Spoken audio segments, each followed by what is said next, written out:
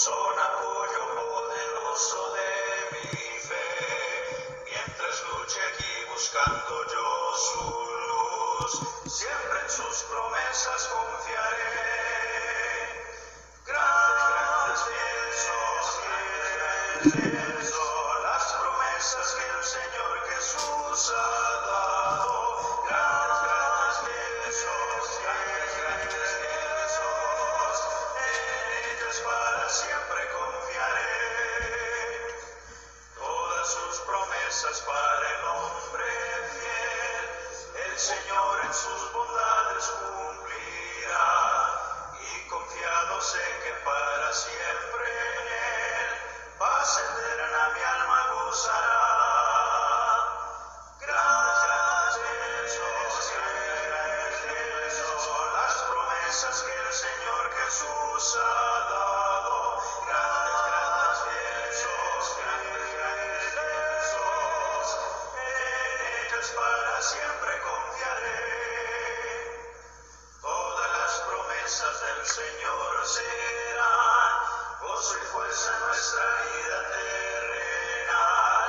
Ellas en la pluralidad nos sostendrán y triunfar podremos sobre el mal. Grandes son las promesas que el Señor Jesús ha dado. Grandes son, en ellas para siempre confiaré.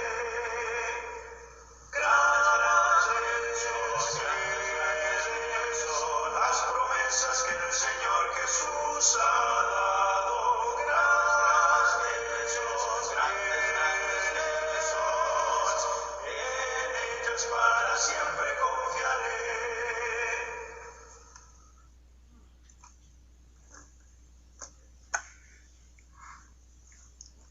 Había un rey que tenía 2 hijos. Entre ellos se había despertado una gran controversia. Uno de ellos afirmaba que un caballero nace y el otro decía no, un caballero se hace. El rey, interesado en aquella controversia de sus hijos, decidió hacerla más interesante, de modo que les propuso: vaya cada uno por su lado, junte las pruebas, los argumentos suficientes para la teoría que cada uno de ustedes sostiene, y el que logre demostrar que tiene razón, ese recibirá ahora mismo la mitad de mi reino. Aquellos jóvenes emocionados salieron y se fueron. El que decía que un caballero se hace, encontró muy rápido el argumento y la prueba para justificar su teoría. Entró a una taberna y ahí vio que un gato elegantemente vestido, un gato que había aprendido todas las reglas, todas las normas de urbanidad, de cortesía y de todo lo demás, servía el té a cada uno de los parroquianos que estaban en aquel lugar. El hombre estaba tan impresionado que de inmediato puso manos a la obra y compró aquel gato y se regresó hacia el reino. Pasaron algunos días. Al que decía que un caballero nace no le había ido tan bien. Él había buscado pruebas, había buscado argumentos, pero no encontraba el sustento. Ya prácticamente estaba en el 6º día, a un día de tener que regresar según el plazo que el padre les había establecido. De tal manera que un tanto desconsolado iba de regreso al reino, cuando vio algo que le llamó la atención. Entró, lo compró y se fue entonces ya al rey. Llegó el día en que tenían que presentar sus argumentos, tenían que presentar sus pruebas, de tal manera que la corte fue reunida, también toda parte del reino estaba ahí conglomerado, estaba ahí atento a lo que iba a exponer cada uno de ellos. El primero en pasar fue aquel que decía que un caballero se hace. El caballero, él entró y detrás de él entró el gato. El gato estaba ahora doblemente elegantemente vestido. Portaba además de eso una charola donde llevaba el té, donde llevaba las galletitas y procedió a ir atendiendo a cada uno de los personajes de la corte y finalmente también al rey. La gente estaba asombrada, estaba segura que con ese sustento de prueba él ganaría la contienda. El rey también casi estaba convencido, pero recordó que le faltaba su otro hijo. Entonces le pidió al otro hijo que presentara las pruebas. El otro hijo entró con algo que parecía ser una jaula cubierta con una sábana. Él la puso en medio de todo el lugar y de pronto él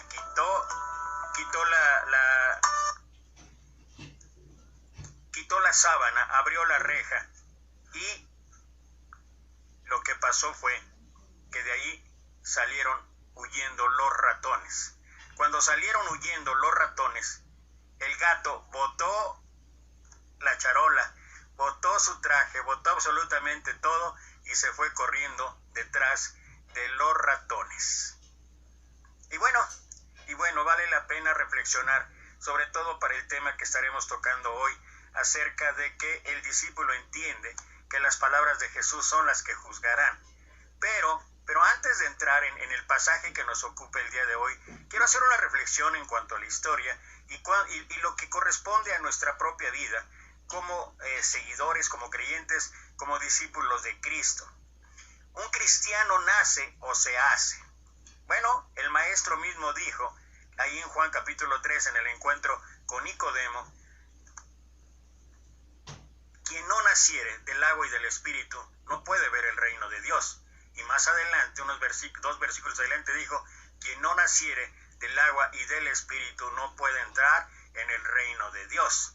Es un hecho que requerimos que haya un nacimiento en nuestra vida, un nacimiento que nos permita, entre otras cosas, tener el perdón de nuestras faltas, tener una reconciliación con Dios y, por supuesto, recibir el don del Espíritu Santo. Ese Espíritu que es el que nos ayuda ahora en la lucha, que a partir de ahí tendremos una lucha que Pablo describe ahí en Romanos capítulo 7, versículo 15 en adelante, una lucha entre la carne y el Espíritu. Pero el primer paso es obvio, que se tiene que dar cuando uno acepta, cuando uno oye. Ese es el plan de salvación, oír. Cuando uno oye, cuando uno cree, cuando uno se arrepiente, cuando uno confiesa el nombre de nuestro Señor Jesucristo y finalmente es sumergido en las aguas del bautismo. A partir de ahí empieza todo lo demás. Ese es el orden que establece nuestro Señor cuando dijo, id y haced discípulos a todas las naciones, bautizándolos en el nombre del Padre, del Hijo y del Espíritu Santo.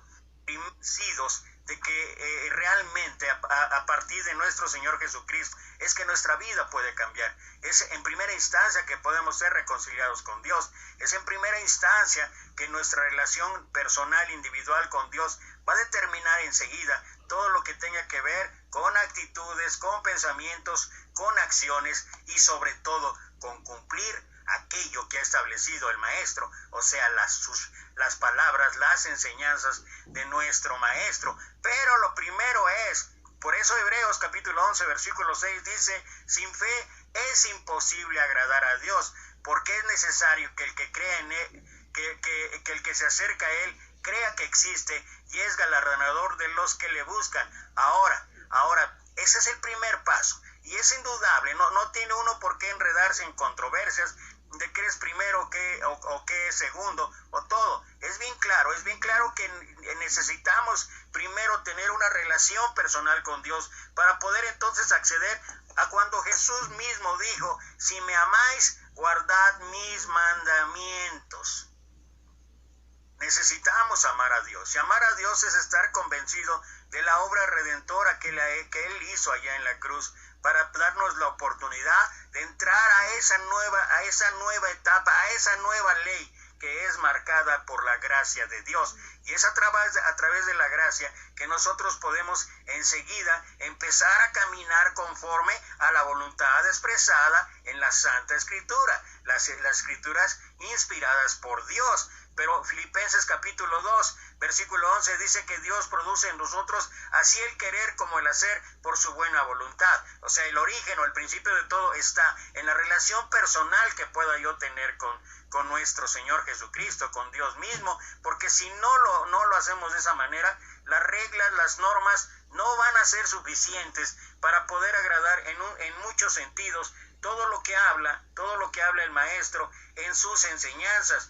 Solamente quiero leer, antes de entrar al pasaje que nos ocupa hoy, quiero leer lo que el apóstol Pablo mismo escribió ahí en el libro de Colosenses, capítulo 2, en los versículos 20 al 23, donde dice: pues si habéis muerto con Cristo, he aquí el inicio. Morimos con Cristo. Eso es parte del plan de salvación. Ya explicamos acerca del bautismo, acerca de lo que habla extensamente el apóstol Pablo en Romanos capítulo 6. A partir de entonces, perdón de pecados y recibir el don del Espíritu Santo. Pues si habéis muerto con Cristo en cuanto a los rudimentos del mundo, porque como si vivieses en el mundo, os sometéis a preceptos tales como: no manejes, ni gustes, ni aun toques, en conformidad a mandamientos y doctrinas de hombres, cosas que todas se destruyen con el uso. Tales cosas tienen a la verdad cierta reputación de sabiduría en culto voluntario, en humildad y en duro trato del cuerpo, pero no tienen valor alguno contra los apetitos de la carne. En la traducción lenguaje actual dice: ustedes están unidos a Cristo por medio de su muerte en la cruz.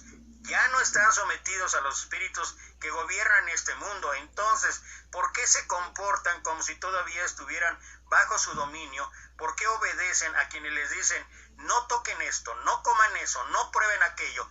Esas reglas no son más que enseñanzas humanas que con el tiempo van perdiendo su labor. No se puede negar que son útiles porque enseñan acerca de la conducta religiosa, la humildad y el dominio del cuerpo, pero lo cierto es que no ayudan a combatir los malos deseos de nuestra naturaleza humana. Y esa es la clave del asunto, esa es la clave que nos ayuda a entender. Primero, regresando a la historia, un gato elegantemente vestido, que haya aprendido todas las reglas, que haya aprendido todos los manuales de conducta, cuando le sueltan los ratones, sigue siendo un gato. Un cristiano que no nace de nuevo, un cristiano que no ama a nuestro Señor, un cristiano que no establece una relación personal con Dios, aunque se aprenda todas las reglas, todas las normas, aunque se aprenda toda la doctrina de la Escritura, siempre que nos suelten los ratones, va a aflorar nuestra verdadera naturaleza pecaminosa.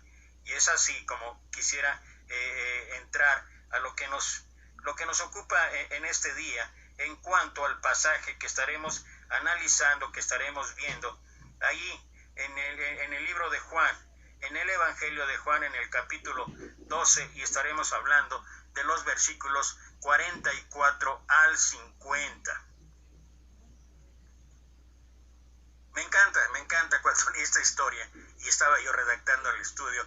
Me encanta esto que leí y así quiero empezar antes de ver el pasaje. Un hombre fue a su médico para averiguar por qué solía tener tales dolores de cabeza severos. Estos dolores iban incrementándose día a día. El hombre ya verdaderamente estaba preocupado, por eso acudió el médico. El médico hizo algunas pruebas médicas y después de unas horas llamó al hombre a su oficina y le dijo: tengo pésimas noticias para usted. Su condición es una condición lamentable, es una condición ya terminal. ¡Ay, no!, exclamó el hombre. ¿Cuánto tiempo me queda? ¿Cuánto tiempo tengo de vida? El doctor contestó: Dios, empezó a decir. Y el hombre dijo: ¿Dios qué? ¿10 qué? El paciente interrumpió: días, meses, años. Y el doctor siguió: 10, 9, 8, 7, 6. No hay nada cierto en la vida más allá que la muerte y los impuestos. Debemos estar preparados para enfrentar la vida venidera. Dice el pasaje, Juan capítulo 12, versículo 44 al 50, Jesús clamó y dijo, el que cree en mí, no cree en mí, sino en el que me envió, y el que me ve, ve al que me envió. Yo, la luz, he venido al mundo, para que todo aquel que cree en mí no permanezca en tinieblas. Al que oye mis palabras y no las guarda, yo no le juzgo, porque no he venido a juzgar al mundo, sino a salvar al mundo. El que me rechaza y no recibe mis palabras, tiene quien le juzgue. La palabra que he hablado, ella le juzgará en el día postrero, porque yo no he hablado por mi propia cuenta. El Padre que me envió, Él me dio mandamiento de lo que he de decir y de lo que he de hablar, y sé que su mandamiento es vida eterna. Así pues, lo que yo hablo, lo hablo como el Padre me lo ha dicho. En este pasaje de este capítulo que acabamos de leer, capítulo 12, 44 al 50, Juan contiene un resumen del ministerio de nuestro Señor Jesús. Esta puede ser la última comunicación de Jesús con las multitudes registradas por el evangelista Juan. En este resumen, Jesús muestra claramente su propósito en la tierra y la autoridad que tiene en pronunciar semejantes palabras. Según los otros evangelios, hubo un enfrentamiento con las autoridades en el templo aquel mismo día, donde le preguntaron a nuestro maestro acerca de su autoridad para predicar.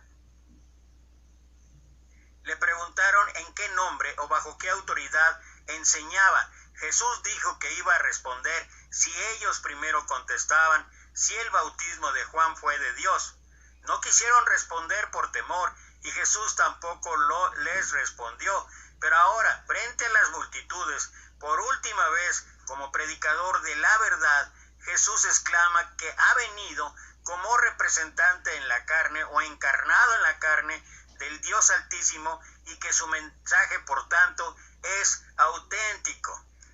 ¿Qué es lo que encontramos? Versículos 44 al 46, la relación revelada entre el Padre y el Hijo. La fe en Jesús es una realidad, una fe doble, una fe dúplex, si se pudiera expresar o llamar así. ¿Por qué? Porque no es fe en un hombre, sino en Dios mismo. Nuestra fe no termina en Cristo, sino se extiende al Padre. Eso fue lo que él habló allá, o va a hablar más tarde en Juan capítulo 14, versículo 6, cuando dice: yo soy el camino, la verdad y la vida. Nadie viene al Padre si no es por mí. Pero además de esto, Jesús revela al Padre Celestial. Versículo 45 dice que Dios Padre se revela en la faz de Cristo. Eso es lo que afirma el apóstol Pablo allá en la segunda carta a los Corintios, capítulo 4, versículo 6. Y es la imagen de su persona. Es lo que el escritor de Hebreos dice o expone ahí en el capítulo 1, versículo 3. Dios tiene su trato con los hombres a través de un enviado, a través del Mesías. Pero vemos el versículo 46, Jesús resplandece y nos guía a la esperanza. Su carácter es de una luz que resplandece. Esta luz ofrece confort al creyente que no habita en las tinieblas y tiene la esperanza de un futuro brillante. Pero luego, mira el cambio que ahora, el giro que da, ahora lo que está hablando el Señor, nuestro Maestro. Versículos 47 y 48, ¿cuáles son los peligros de faltar la fe? Hay que recordar, y quiero volver a hacer énfasis en eso, no es asunto de controversia, no es asunto para, como en el mundo dicen, ¿quién vino primero, el huevo o la gallina? Quienes afirman que el huevo tiene sus argumentos, quienes afirman la gallina tienen sus argumentos, pero al final de cuentas no se logra nada. Lo que sí hay que entender en el caso que estamos tratando es que simplemente hay que recordar toda la historia desde el Antiguo Testamento, empezando allá con el padre de la fe, que es Abraham,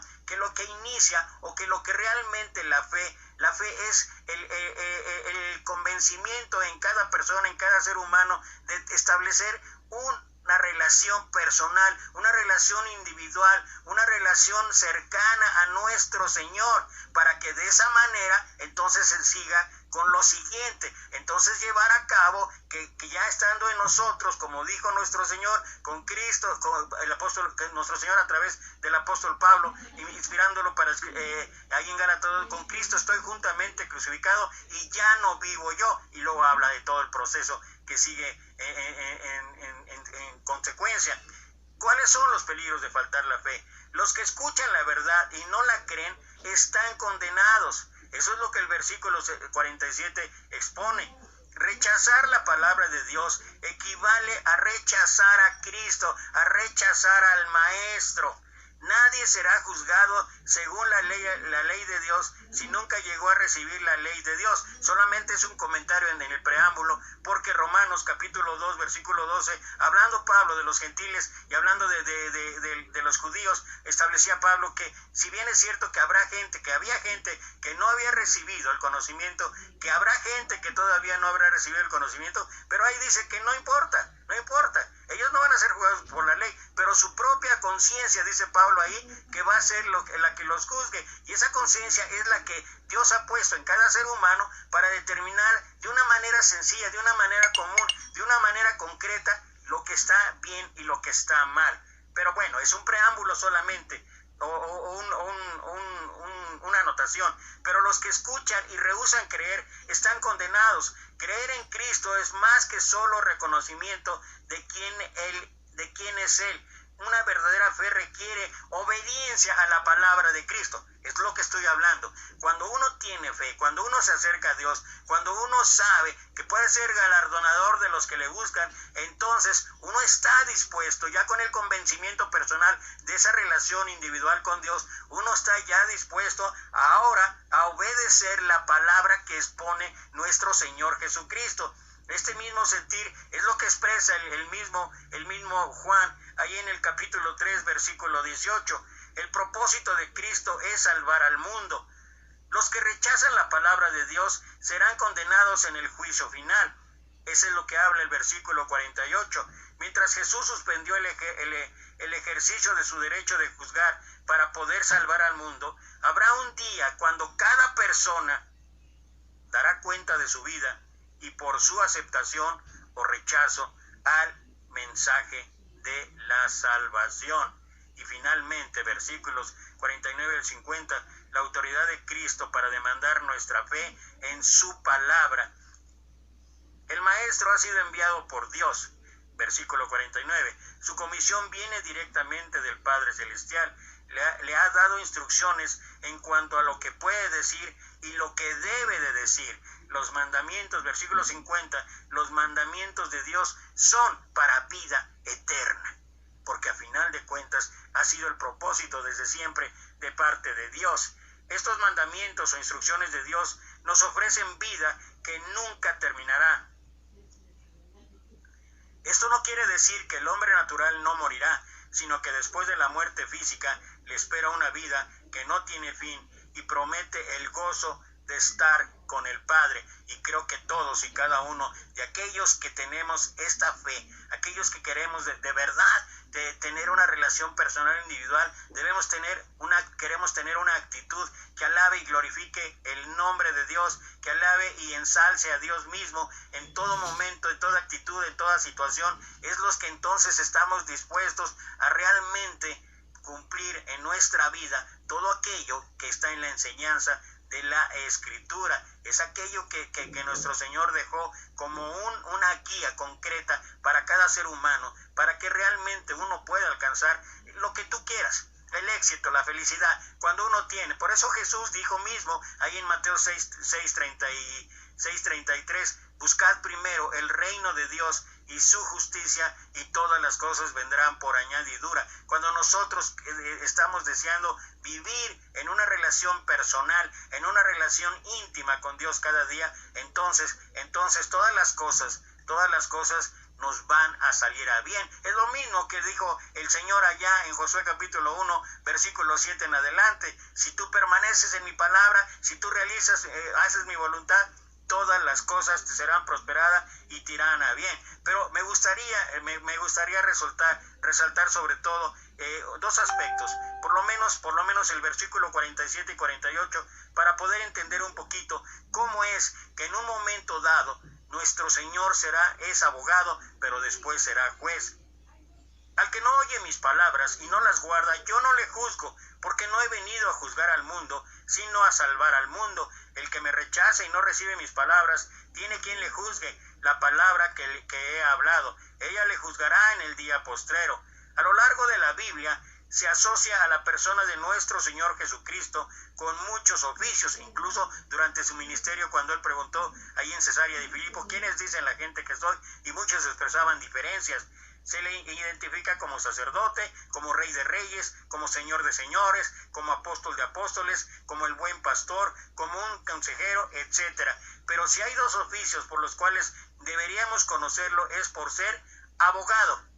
Fíjate, primero abogado y luego juez de la humanidad, ya que en uno de estos lo conoceremos. Todo pecado deberá ser juzgado y cada persona pagará por sus maldades, y esto es algo que no podemos pasar por alto. Por eso el motivo de la historia al principio. No sabemos en qué momento, como aquel hombre que empezó con esos dolores, aquel hombre que tenía esa enfermedad y que era una enfermedad ya terminal y que en cualquier momento y la historia no es un chiste, es una historia que tiene algo de reflexión y que dice que en cualquier momento, es lo que dice David en el Salmo 39, 4 al 3, hazme saber Jehová mi fin y cuánto sea la medida de mis días, sepa yo cuán frágil soy. Y no es solamente en estos tiempos de pandemia, en esos tiempos de aflicción, que estamos dándonos cuenta de esa realidad que indica que en cualquier momento puede llegar a nosotros esa cita inevitable. Esa cita que dice Hebreos 9:27, de la manera que está establecido, que los hombres mueran una sola vez y después de esto el juicio. Ahí el por qué debemos estar preparados, de ahí el por qué debemos estar atentos y listos, porque en cualquier momento se puede presentar esta realidad en nuestra vida. Lo primero que debemos considerar es la realidad de nuestro estado de condenación por nuestros pecados. En estas palabras, el maestro nos recuerda una verdad espiritual muy importante, porque no debemos pasar por alto. Por causa del pecado todos seremos juzgados en la eternidad. Jesús les dijo a sus oyentes que no había venido a este mundo a juzgar y condenar a los hombres, sino para mostrarles el camino a la salvación, ya que por causa del pecado todos estamos condenados al infierno. Sin embargo, aquellos que lo rechacen serán condenados de acuerdo a lo que la palabra de Dios establece. El que me rechaza y no recibe mis palabras, tiene quien le juzgue la palabra que he hablado. Ella le juzgará en el día postrero. Por eso hoy Dios ofrece dos opciones: la vida eterna o sufrir la paga de nuestros pecados. Es lo que habla ahí en Deuteronomio capítulo 30. He puesto delante de ti la vida y la muerte. Ese es el libre albedrío, y cada quien elige. En uno de los versículos más bellos que conocemos, mucha gente conoce, porque de tal manera amó Dios al mundo que ha dado a su Hijo unigénito, para que todo aquel que en él cree no se pierda, mas tenga vida eterna. O sea, es creer o no creer. Si yo creo, entonces obedezco. Si yo no creo, puedo obedecer, entre comillas, pero si yo no creo que realmente la solución a nuestra vida es nuestro Señor Jesucristo, no sirve de nada. Eso es lo que dice Romanos capítulo 6, versículo 23, porque la paga del pecado es muerte, mas la dádiva de Dios es vida eterna en Cristo Jesús, Señor nuestro. Esa es la alternativa. Esa es la situación o la circunstancia que nos presenta para elegir qué camino y qué decisión tomar.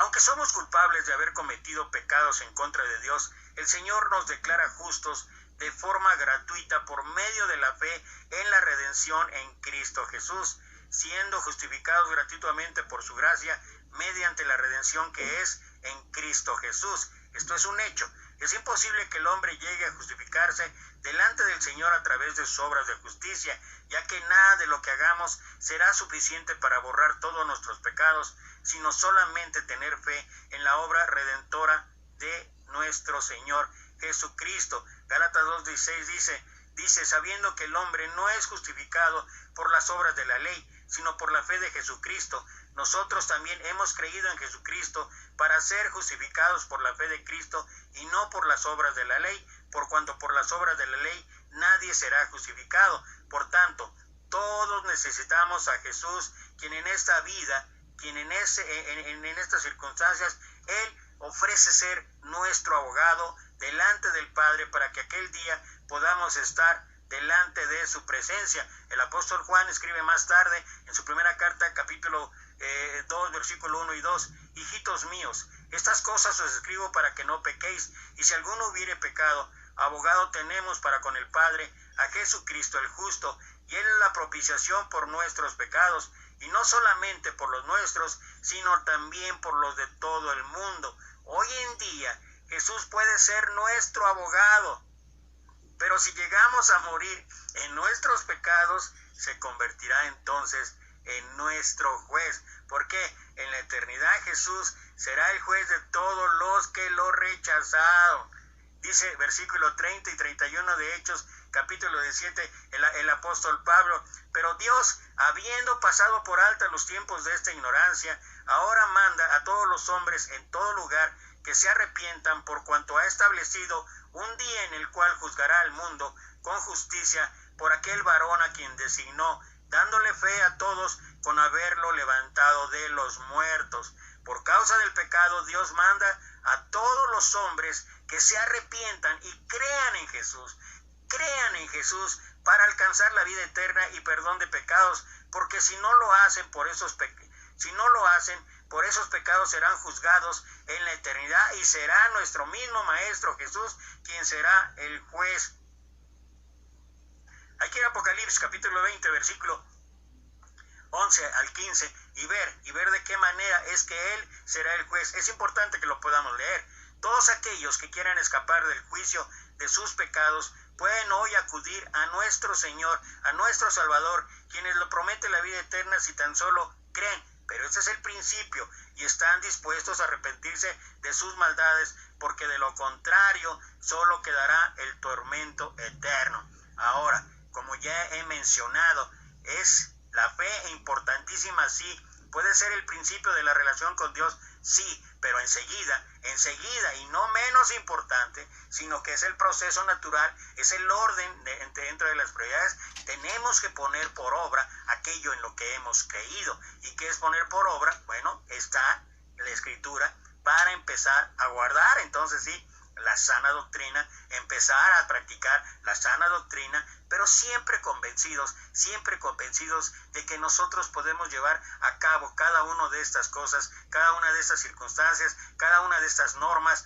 de todo lo que habla la Escritura, cuando tenemos una relación personal, una relación con Dios a través de nuestra fe. Si no existe esa relación, difícilmente estaremos convencidos de cumplir con todos y cada uno de sus mandamientos. Es necesario que cada uno de nosotros ponga un empeño, como en la historia y la reflexión que hacíamos. Tenemos que nacer, sí, pero luego nos tenemos que hacer. O sea, nosotros sí. ¿Cómo nos hacemos? Bueno, a través de esa relación que ya iniciamos, de ese convencimiento que tenemos de que Dios cambia nuestras vidas, entonces empezar a trabajar para cumplir con todos y cada uno de sus mandamientos, sabiendo que todavía, mientras no llegue aquel momento del juicio, todavía tenemos un abogado que se habla una y otra vez en el libro de Romanos y en varios libros más. Y nosotros podemos estar confiados que a través de ese abogado y con ese Espíritu Santo que ha puesto delante de nosotros, entonces los que están en el Espíritu, para ellos no hay condenación, y eso nos va a ayudar a cumplir cabalmente, nos va a ayudar de verdad a obedecer como Él quiere sus mandamientos. Se cuenta que en una ocasión una persona fue acusada de un delito que amenazaba con llevarlo a la cárcel. Entonces, preocupado por ello, buscó la ayuda de un abogado para que lo defendiera. El abogado habló con él después de analizar su caso y le mostró cómo podía ayudarlo durante su audiencia para ser declarado inocente. Sin embargo, confiado en que podía representarse a sí mismo con la información que el abogado le había dado, miren, escucha la historia, la información que el abogado le había dado, decidió no contratarlo y ser él mismo su defensor. Pasaron los días y llegó el día de su audiencia. Entonces comenzó a preocuparse y a creer que había cometido un error al no contratar la ayuda del abogado. Los nervios lo traicionaban y creía que no lograría defenderse de las acusaciones del fiscal, cuando de repente, justo faltando unos pocos minutos para iniciar el juicio, vio entrar aquel abogado que lo había asesorado. Esto lo alegró mucho y acercándose a él, le dijo que le ayudara a defenderse durante el juicio. Sin embargo, este le respondió que no podía hacerlo. Aquel hombre le preguntó asombrado: